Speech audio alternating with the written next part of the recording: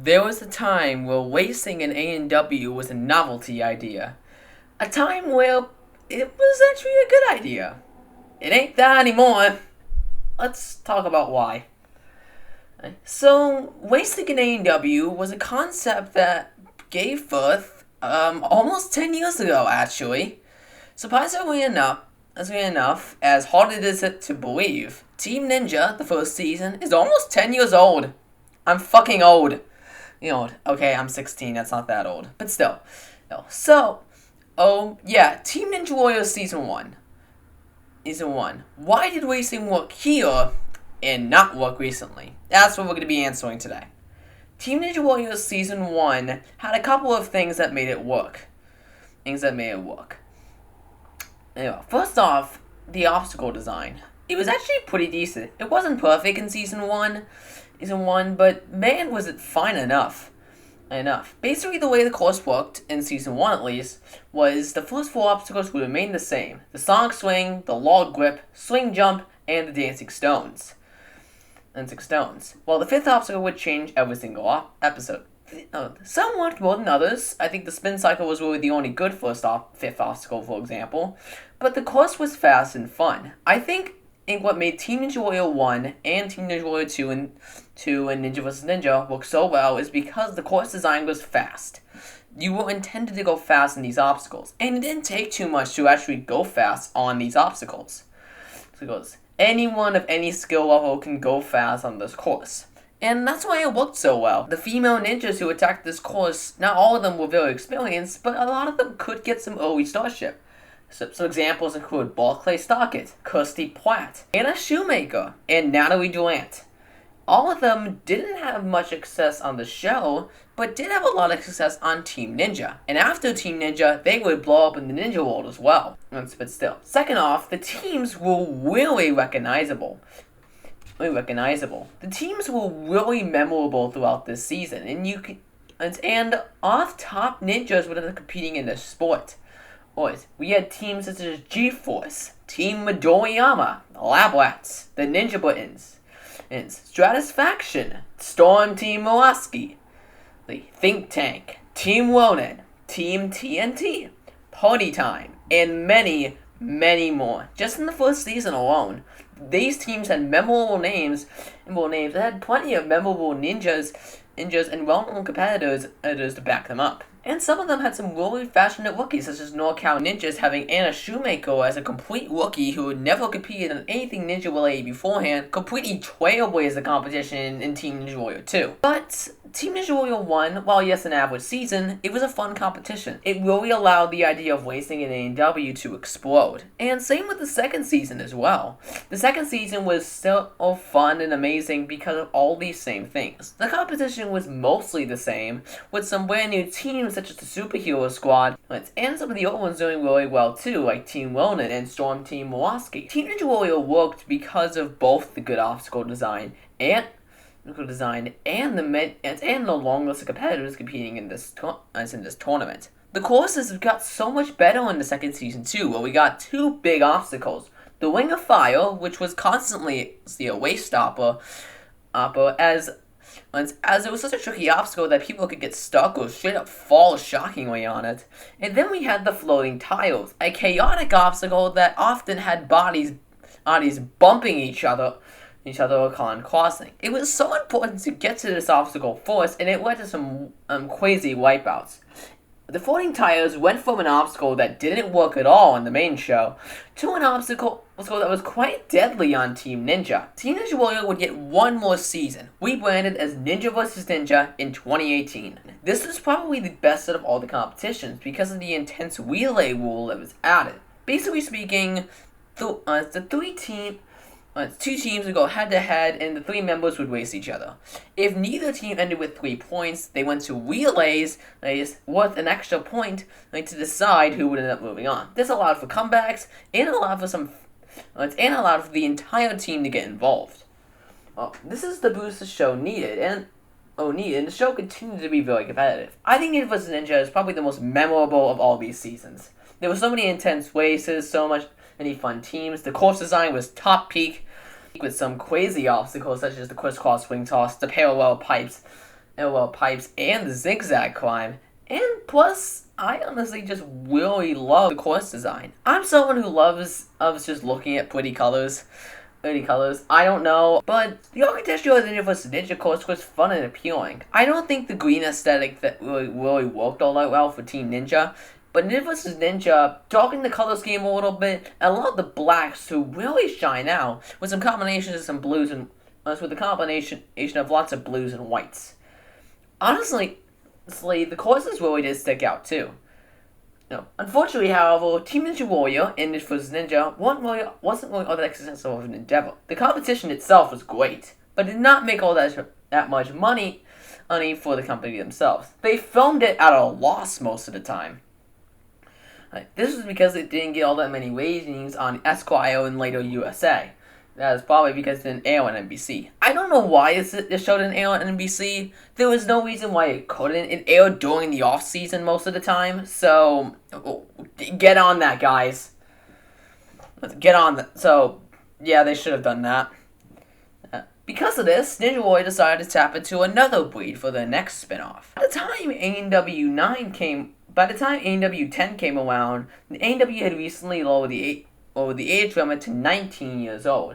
However, there was still a breed of very young ninjas who were training for their chance to be on the show.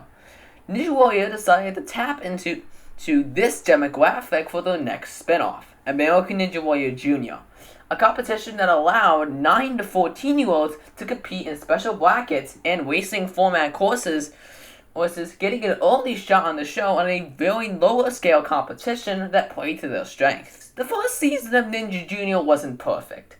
I've never talked about it on the channel, but if I had to say the reason why that season was a problem was because it dragged on a while. The qualifiers lasted 16 episodes, and that airing weekly quickly made people hop off really quickly. In addition to that, it aired on Universal Kids, a network that had even less of an audience for this kind of show than USA did.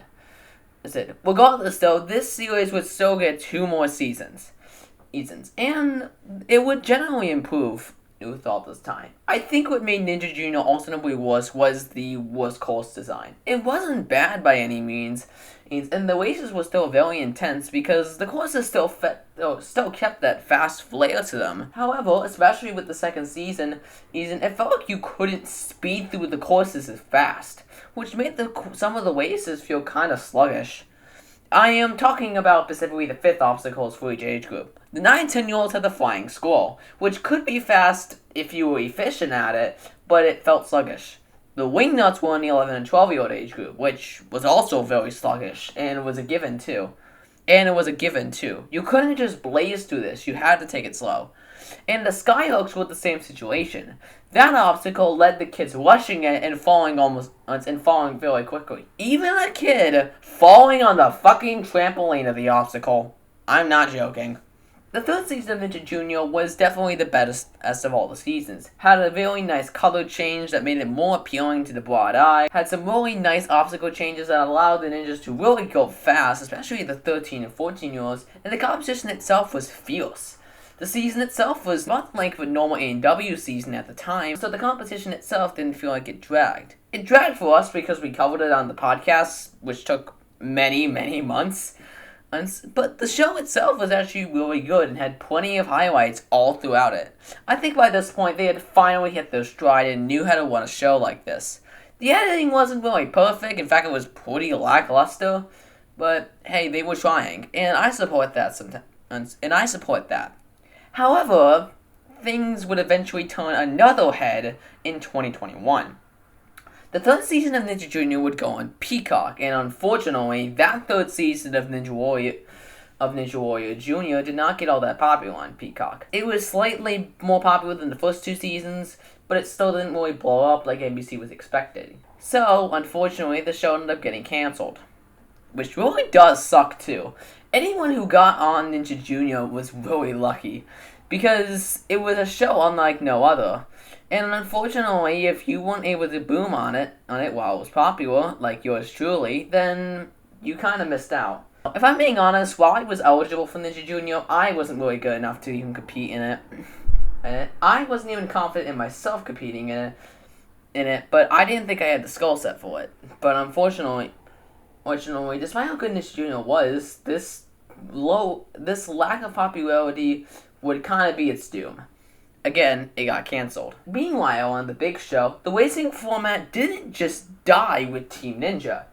It kinda just took a side stance on the main show with the integration of the Power Tower. The Power Tower worked because it was a really quick race. It acted as the finale to every main episode of Season 11 up till Vegas. The reward was a speed pass that let you go straight to Vegas in the qualifiers, and a safety pass would allow you to fall in Vegas and get another shot. This rule was divisive, but I think it was fine enough. Considering the amount of bullcrap the course can be sometimes in taking out notable competitors when they definitely could have won if given another shot, I can definitely appreciate this. And to save the seasons of both Flip Rodriguez and the winner, it's Andrew Dreschel, who, less we say about the better, but he did get total victory in that season because of a safety pass. The races on the Power Tower themselves, while most of them were blowouts in Season 11, they got better as time went on. I think they got better at designing a fast course that felt exhilarating to climb. And the fact that it was so quick definitely helped it. The Power Tower would last into the 14th season of the show. During its 3-year, it would vastly get overused, especially in the 12th season, where it was the entirety of the finals because of COVID-19. Even though, honestly, they could have done a mini Vegas course. I'm being honest here. I can't see why they could have just done a mini Vegas course for 100K. It would have been a way more entertaining season if they just treated like, I don't know, a Sasuke tournament or something. I understand they don't have a budget for a big old Mount Midoriyama, that kind of thing. But maybe have like a 3-stage course that ends in a much smaller climb up a tower.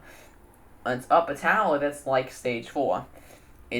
Give that season a feeling of lower scale, but still make it enjoyable. It would also allow Vegas to not have to have its ginormous build-up that it usually has. But after season 14, unfortunately, the idiot producers at NBC wanted to take a nosedive with the show and just make some tiny little key changes to the format. That way they can force racing down the throats of every viewer who is still watching at this point, as ANW was clearly on the decline. A lot of people who were watching the show during seasons, 6 through 9, were not watching at this point because the show was so different. It was so different. There used to be regional qualifiers. Not anymore because COVID struck down us, but also the fact that the show was losing budget to do this. As in 2020, they had only planned to visit 3 cities before COVID happened.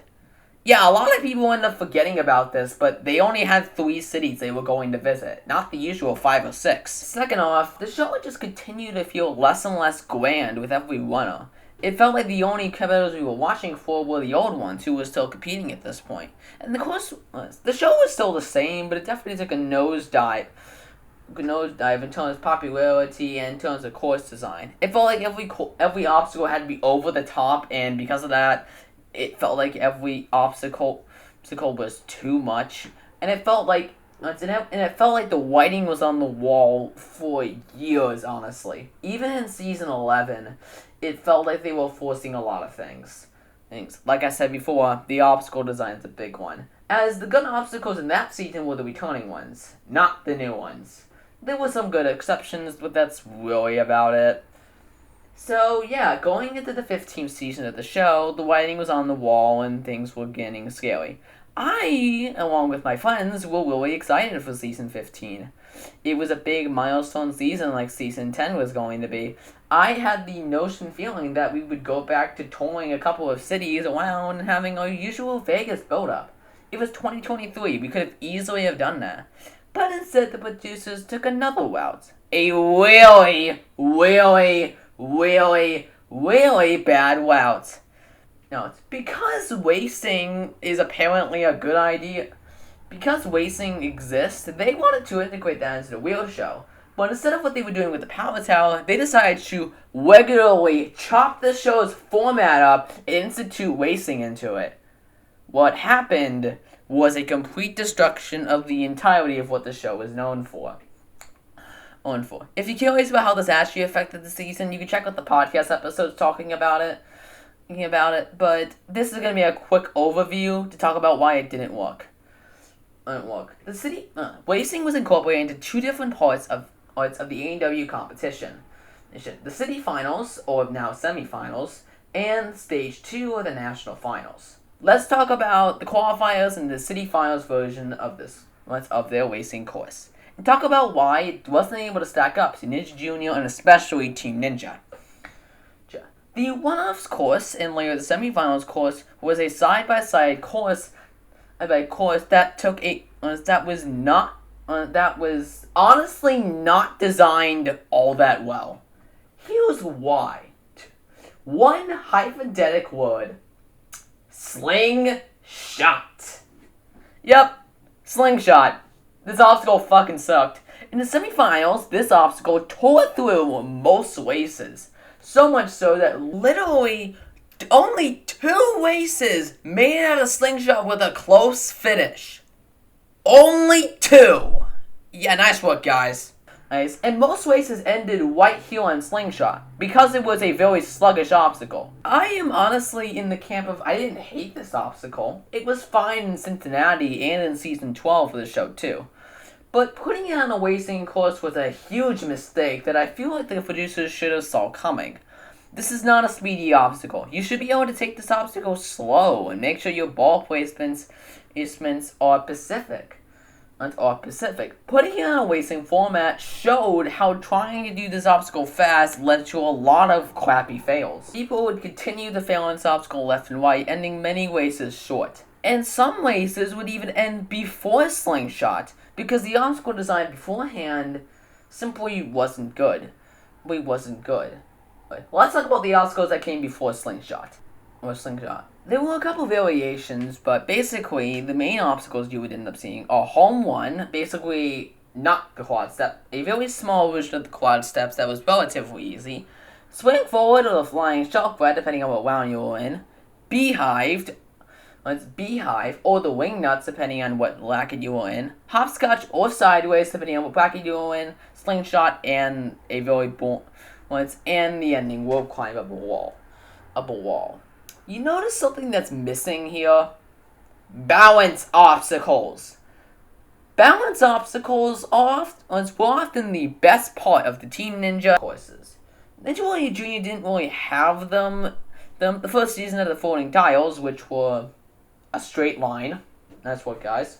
The second season had Block 1, which was at least a good attempt. The third season had the Broken Bridge, which, because of the short distance between each obstacle, was made to look like child's play. Unfortunately, balance obstacles have been taking a nosedive ever since Season 10. I've pinpointed this because new balance obstacles weren't really all that notable. The only one I can really know is the tuning forks. That's about it. So by this point, the idea of a balance obstacle wasn't really all that much of a good one. The only balance obstacles we ended up really seeing in the the entirety of Season 15 were Domino Effect and Log Runners seen in the qualifiers. Yes, only those obstacles. And then we had Slide Surfer and Ice Surfer and Dipping Birds in Stage 1. And finally the Striding Steps in Stage 2. That's it. Those are the only balance obstacles in the entirety of Season 15. You're starting to see a problem here? Yeah, the lack of balance obstacles meant that the speed was totally dependent on these upper body obstacles that took for fucking ever to complete. And by the way, these weren't good choices either. Beehive and the Wingnuts were the exception. I think they were fine enough. And Spring Forward and Flying Shelf Glide could be done fast. But Hopscotch was generally a very slow obstacle that was known for its knockout rate in the previous season. And Sideways could be done fast, but it often led to people being sloppy on it. This made the reason why Team Ninja worked so well, so clear. The course was fast. You didn't need to be all that skilled at Ninja to be able to go fast. Here, you absolutely had to. You had to know how to do these things efficiently. And I'm sorry, if you're putting aside from the big time veterans, no one knew how to do these efficiently. These courses were so situational they took out both Daniel Gill and Joe Moloski, two big-time ninjas who were expected to at least make the safety pass races in this one-off format. And we haven't even talked about Stage 2. Let's get this over with. Las Vegas has always been the grand finals of ANW. It's now had racing involved, and it was for good reason. Vegas was taking down the tradition of Sasuke. Sasuke had a version of Mount Midoriyama in Japan, the original, which ANW took inspiration from and built a replica in the fourth season. I have an entire retrospective about this course, so I'm not going to go into it too deeply. But what I want to talk about is how there was racing in the second stage and how it affected the other two, affected everything else. Vegas worked very differently in this season. Stage 1 was no longer a do-or-die course where if you failed, you were done. Now, the top 24 from Stage 1 would move on to Stage 2 regardless of if they cleared or not, and if more than 24 cleared, a random person would be brought back into Stage 2 to keep the number even. Even to an outside viewer, that sounds like such a radical change that ruins everything. At least I think. And it showed. It led to me screaming at the screen at this bad format change, and it felt like it ruined the entire point of Vegas. Vegas didn't feel grand anymore because you didn't have to complete the course. Make it to thread the needle in a fast time and you were moving on. It's as simple as that. And unfortunately, that's not Vegas. In Stage 2, we had a racing format. The racing in Stage 2 was slightly better as the course design wasn't as gratuitous as the first season, as the city finals. However, there was one obstacle that ended up ruining this. Epic Air Surfer. Not a bad obstacle, and it was definitely the Ninja Killer here for sure. But the slippery terrain, which was probably due to rain, made many ones end here. So much so that only 2 races ended up not ending on this obstacle, and the flying shells barely got to come into play at all. Anyone who failed on the flying because of this racing rule, Stage 2 wasn't required to be completed either. You can make it to Stage 3 without hitting a single buzzer, is what I'm effectively saying. Which is really dumb, by the way. Either way, anyone who fell in the final obstacle, the falling shelves, instantly moved on. The races themselves were fine, I guess, but when it tore apart the format to put them in, it was not worth it. It just ruined the entire of Vegas finals. At least in seasons 13 and 14, the Vegas finals themselves were fun to watch and still felt like grand finals. They weren't perfect, mind you, but they still fast courses that lived up to their names, and they still felt like the original inspiration that we all know and love. This racing format tore Vegas apart, and that's one reason why it didn't work. There's also the fact that most runs ended on the 5th obstacle in both courses. If they wanted to make Stage 2 and the City Finals races, they should have took a lesson from Team Ninja and ANW Junior, making fast courses you didn't need too much of a skill level to do. Any rookie should have been able to do these courses efficiently, and the fact that they couldn't is the problem.